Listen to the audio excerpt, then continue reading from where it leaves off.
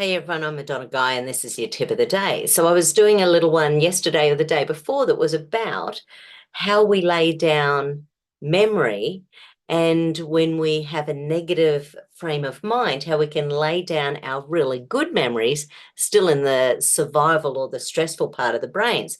So again, I just wanted to give a few little tips, like how do we retrain our brain to start laying down happy memories in the happy part of the brain.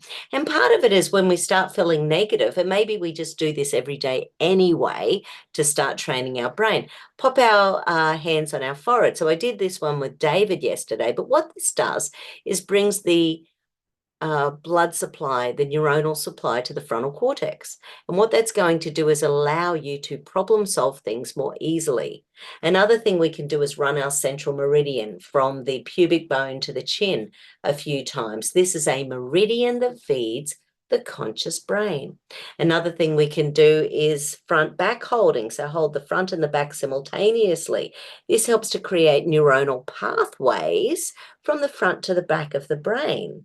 So we're creating more neurons because anywhere we touch, we're increasing blood supply. So by increasing the blood supply, we're allowing the nerves to be excited, the nerves to be woken up, the glial cells to wake up so that we can create more pathways from the front to back of the brain.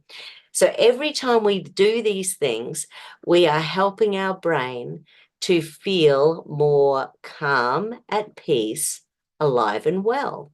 So that's my little tip of the day. Have a great day, everyone. We've had such spectacular weather here in Brisbane for the last week. It's just been delightful having a week of winter with just such perfect weather. Hope you're having perfect weather wherever you are. Take care. Mwah. Bye.